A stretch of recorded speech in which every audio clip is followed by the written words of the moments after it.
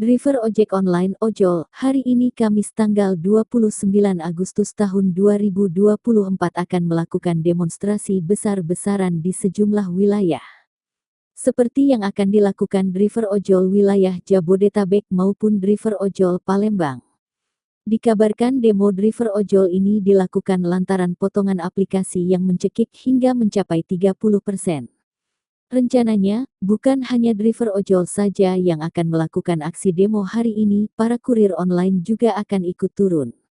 Dalam isi tuntutannya, para driver ojek hingga kurir online adalah mendesak pemerintah merevisi Perkemenkominfo Nomor 1 Tahun 2012 tentang layanan pos komersil untuk mitra ojek online dan kurir online di Indonesia.